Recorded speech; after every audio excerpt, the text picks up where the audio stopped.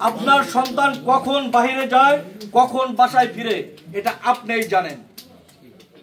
আপনার সন্তান কাদের সাথে মিশে, এটা আপনিই জানেন। তাহলে অবশ্যই আপনাদের দায়িত্ব আছে। আমরা যারা ইউনিয়ন পরিষদের সদস্যবৃন্দ আছি, আমরা যদি শত চেষ্টাও করি, এই মাদক নির্মূল করা সম্ভব না যদি আপনারা আমাদেরকে সাহায্য না করেন। তাই একটা সুশৃঙ্খল গড়পাড়ায় স্থাপন করার লক্ষ্যে মাদককে নিরসন করা অতি জরুরি। তাই আপনাদের কাছে আমি অনুরোধ করব, যার যার জায়গা থেকে যার যার সন্তানকে মাদক থেকে আমরা বিরত রাখবো। যদি এইটা আমরা করতে পারি, মাদক ব্যবসায়ী 30% এমনি ভালো হয়ে যাবে। আমাদের গড়পাড়া সুশিক্ষায় শিক্ষিত অনেক আগের থেকে। তারপরেও অনুরোধ করব, আমাদের বাচ্চা কাচ্চা যেন সুশিক্ষায় শিক্ষিত। আপনাদের কাছে অনুরোধ করব, প্রত্যেকটা সন্তান যেন সুশিক্ষায় শিক্ষিত হয়, তবে এই গড়পাড়া রোল মডেলের অব্যাহত রাখবে। আজকে এই আমাদের সদস্যরা অনেকেই কথা বলে গেছে, আমি ওইটাকে একটু বিশ্লেষণ করে বলতে চাই। আপনার এখানে অনেকেই আছেন বিচার সালিশে বসেন, আমরাও বিচার সালিশ করি। আজকে দেখেন বিচার সালিশে বেশিরভাগই আসে ডিভোর্সি, সংসার ভেঙে যাওয়ার বিচার। কিন্তু সেই সংসার ভেঙে যাওয়ার বিচার, এটাকে আমরা বন্ধ করতে পারবো বিচার করে? আমরা পারবো না। তাহলে এটার শুরুটা কোথায়? সেখানে আমাদেরকে যেতে হবে। একটা কন্যা সন্তান বিয়ে হওয়ার পরে কেন সে গলায় রশি দিয়ে ফাঁসি দিয়ে মারা যায়, এটা আমাদের খুঁজে বের করতে হবে। এই গড়পাড়া ইউনিয়নে আমরা কোনো ফাঁসি দিয়ে কোনো মেয়ে মরুক, এটা আমরা চাই না। কোনো কন্যা বিয়ে হওয়ার পরে আবার বাবার ঘরে আসুক, এটা আমরা চাই না। এটাকে যদি আমরা বন্ধ করতে চাই, তাহলে আপনাদের যার যার জায়গা থেকে বাল্য বিবাহকে বন্ধ করতে হবে। একটা মেয়ের বয়স যখন 13 বছর, ওই মেয়ের বাবা চিন্তা করে একটা ভালো পাত্র এসেছে তার হাতে হস্তান্তর করার জন্য।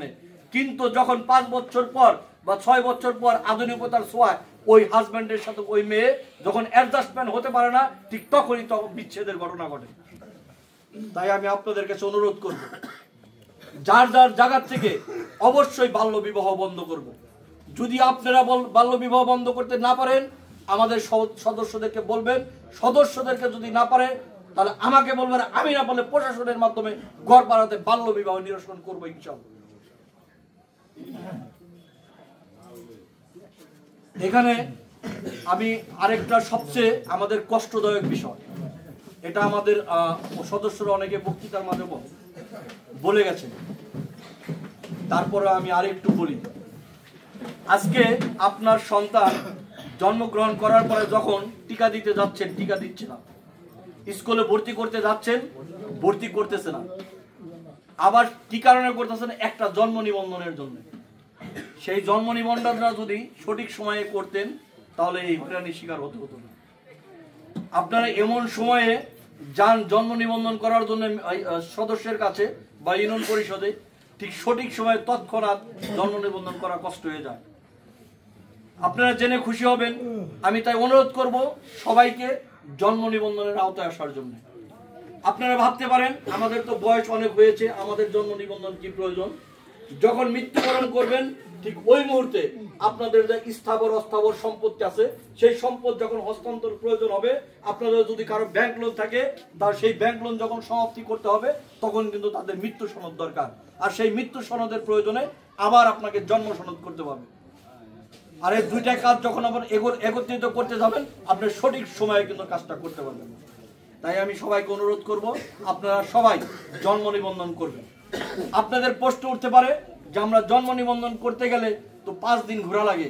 আমি কথা দিয়ে যাচ্ছি, একদিনে গড়পাড়া ইউনিয়ন পরিষদ থেকে জন্ম নিবন্ধন করা সম্ভব। তাই আমি সবাইকে অনুরোধ করব, আপনারা সবাই যার যার জায়গা থেকে যদি জন্ম নিবন্ধন করা না থাকে, তাহলে সবাই জন্ম নিবন্ধন করে নেবেন ইনশাআল্লাহ। আমি আরেকটা বিষয়ে বলি, আপনারা জনপ্রতিনিধিদের সাথে আপনাদের মনের সবচেয়ে অভিমান হয়ে যায় ওই শব্দটি শোনার পরে। সেই শব্দটি কি? বাড়ির ট্যাক্স। যে আমি আমার মূল্যবান ভোট দিলাম, ভোট দিয়ে তাকে মূল্যবান পবিত্র চেয়ার দিলাম, সেই সদস্য আমাকে আবার আমাদেরকে ট্যাক্স নেওয়ার জন্য গ্রাম পুলিশ পাঠিয়েছে। কিন্তু এই ট্যাক্সের গুরুত্বটা কি? এই ট্যাক্সের গুরুত্বটার কথা আমি বলে যাচ্ছি। এই গড়পাড়া ইউনিয়নে আপনারা জেনে খুশি হবেন, আমি ভারপ্রাপ্ত চেয়ারম্যান হওয়ার পরে আমাদের একটা মূল্যায়ন মার্ক হয়। 10 ইউনিয়নের ভিতরে সবচেয়ে বেশি মার্ক পেয়ে গড়পাড়া ইউনিয়ন পরিষদ প্রথম স্থান অধিকার করেছে, যার কারণে এই মানিকগঞ্জ সদর থানা যত বাজেট আসবে সবচেয়ে বেশি বাজেট পাবে গড়পাড়া ইউনিয়ন পরিষদ। আর এই অর্জন, এই অবদান আপনাদের, আপনারা 100% ট্যাক্স দিয়েছেন বলে এটা সম্ভব। আমাদের মূল্যায়ন মার্কে 5 নাম্বার আছে এই ট্যাক্সের উপরে। আমরা যদি ট্যাক্স 100% গভর্নমেন্টকে না দিতে পারি তাহলে আমাদের বাজেটটাও ঠিক ওইভাবে আসবে। তাই আমি সবাইকে অনুরোধ করব, সবাই নিয়মিত উন্নয়নের স্বার্থে, গড়পাড়ার স্বার্থে আমরা সবাই যার যার জায়গার থেকে ট্যাক্স দিই। এবার আমি আমার কিছু ব্যক্তিগত কথা বলি। আপনারা অতীতে অনেক জনপ্রতিনিধি দেখেছেন, আপনাদের হাত দিয়ে অনেক জনপ্রতিনিধির সৃষ্টি হয়েছে। এই গড়পাড়াতে অনেক বড় বড় মাপের লোকজন গড়পাড়া ইউনিয়ন পরিষদ পরিচালনা করেছে। আমি খুব ক্ষুদ্র মানুষ, আমি খুব নগণ্য একজন মানুষ। আমি নিজেকে ধন্য মনে করছি যে আপনারা দীর্ঘ সময় আমার কথা শোনার জন্য এখানে বসে আছেন। এতে আমি আমার যেমন সৃষ্টিকর্তার কাছে আমি চিরকৃতজ্ঞ, তেমনি আপনাদের কাছেও আমি চিরকৃতজ্ঞ। তবে আমি আপনাদের কাছে একটা কথা বলতে পারি, একটা জনপ্রতিনিধি আপনাদের যে মূল্যবান ভোটটি দিলেন, জনপ্রতিনিধি যেমন আপনাদের দেখার দেখভালের দায়িত্ব, আপনাদেরও জনপ্রতিনিধিদের দেখার দেখভালের দায়িত্ব আছে।